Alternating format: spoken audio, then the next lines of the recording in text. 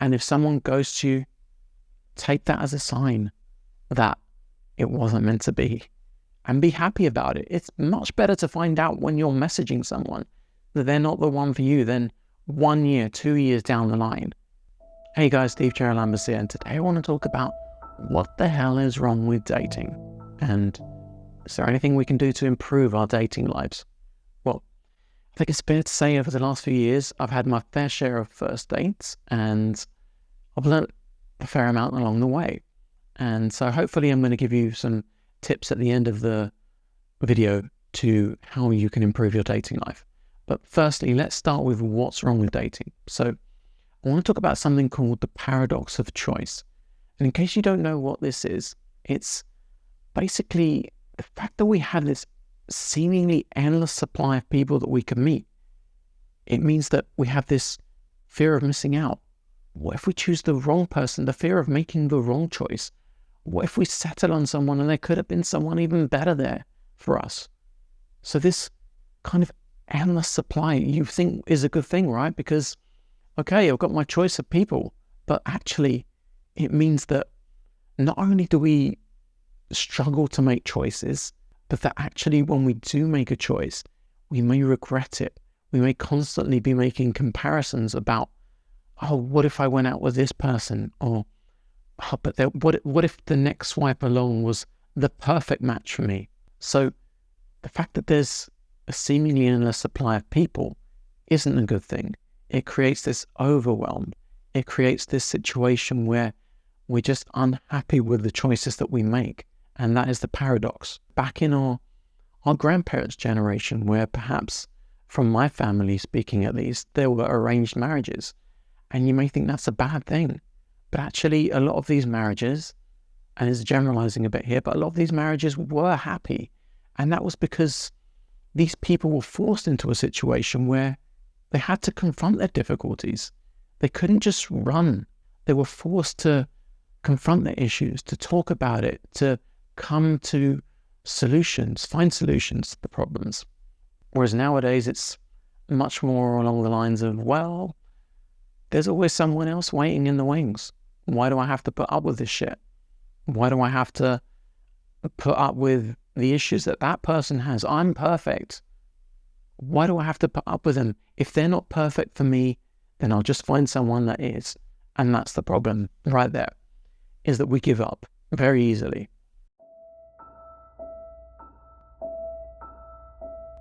The next thing I want to talk about is social media. Now, it seems pretty obvious that social media can very often be a harm rather than a good in our lives. And especially when it comes to dating. Wherever you look, there's people madly in love. There's people having perfect weddings. There's people having perfect dates, beach walks, hikes in the hill, everything that seems really perfect. But that's a really unhealthy way to look at it. You're looking at someone's highlights, if you will, the highlights of someone's relationship, because most people, they don't put the shit on the social media. They don't put all the bad things that they go through every time they have an argument with their boyfriend. They're not putting that on Facebook. They're not putting that on, well, maybe some people are, but the majority of people, they're showing you their highlights. And you're comparing it to your behind the scenes. You're thinking, wow, this person has the perfect life. That's what I should aspire to. And of course, we should all aspire to having amazing relationships, but it's freaking hard work. And sometimes that's missed along the way. So be careful who you follow. Follow accounts that are going to inspire you to be better, that are not just this perfect curated image of someone's life. Don't have unrealistic expectations. Stop comparing your behind the scenes to other people's highlights.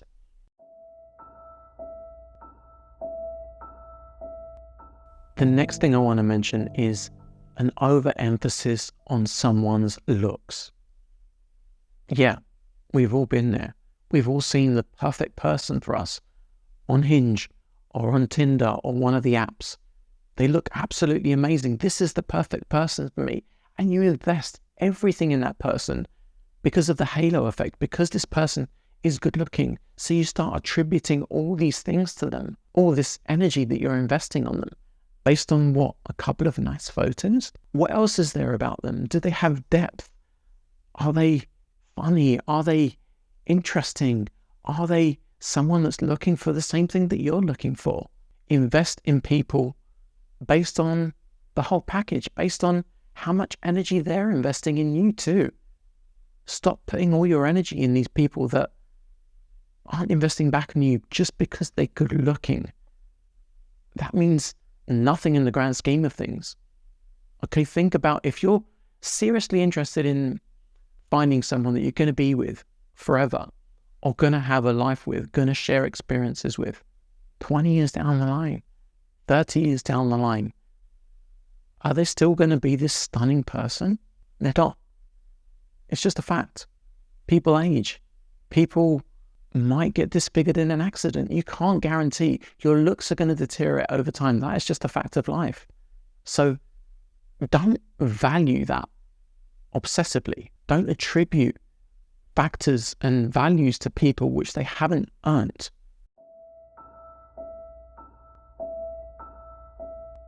And the last thing I want to talk about before we start talking about how to improve our dating lives is the fact that there's so much uncertainty with ghosting and people not just disappearing. The emotional toll that might take on you over and over, to be just emotionally investing in someone, and then all of a sudden the next day they're just not there. They disappear. They unmatch with you. This is another reason why you need to invest only in people that show investment in you. If the other person that you're talking to isn't responding back to you, if you're the one asking all the questions, then you have to realize that this is not the person for you. They're not showing you anything back. They're not reciprocating the energy that you're investing in them. And if someone ghosts you, take that as a sign that it wasn't meant to be, and be happy about it. It's much better to find out when you're messaging someone that they're not the one for you than 1 year, 2 years down the line. That's a good thing. Okay, I found out now. I found out early before I invested in all my energy.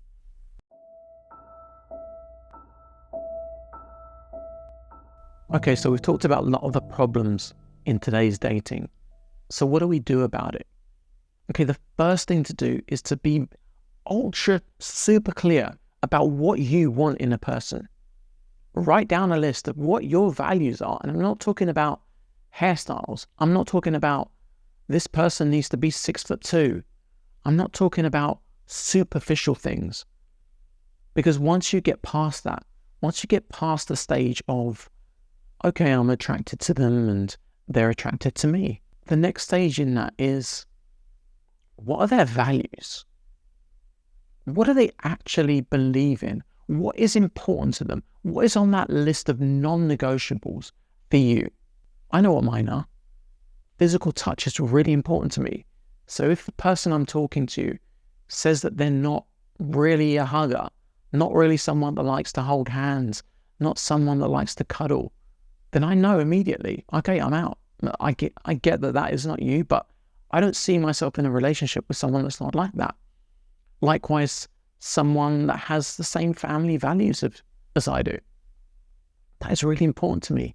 Someone that's kind, someone that has a growth mindset. These are all things that I value in a person.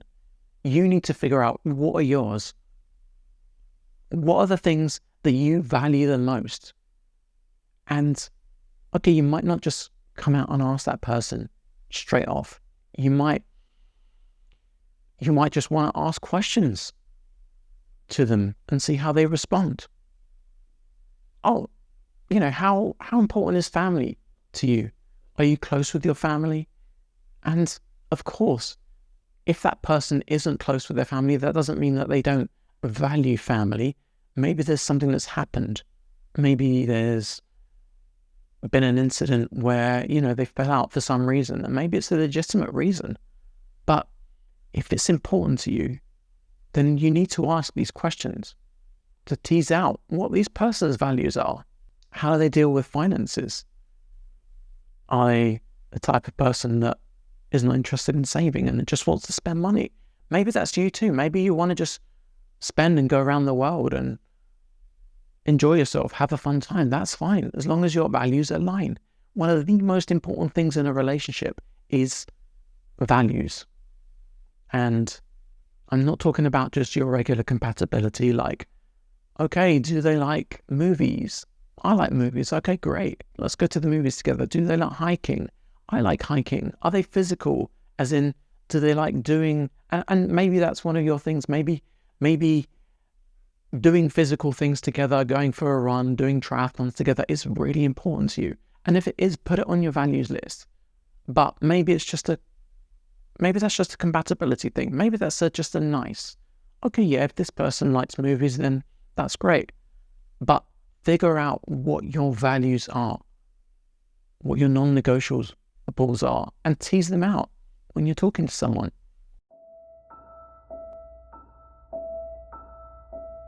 The next thing is, when you go on a first date, assume that there'll be a second date. There are a lot of people that go on dates. I speak to friends all the time that they go on a first date and they've built up this date to be such an important thing because they feel like they've got to know this person. Maybe they've had conversations with them on the phone. Maybe they just exchanged a few messages, but they built this thing up. Oh my God, I haven't felt about a person like this in a long time. So you build up someone unnecessarily because you're then putting so much importance on this first date. It has to go perfect. My God, what if they don't laugh at my jokes? What if they don't get me? What if they're not attracted to me? What if? And that's a lot. That is a lot of weight to put on a first date. Just relax. Be yourself.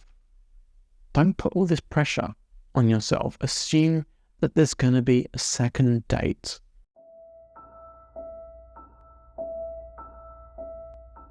And the final thing I just want to say is be yourself and be your authentic self. No one wants to go out with a perfect person. Trust me, it may seem like you're looking for the perfect person, but everyone has flaws.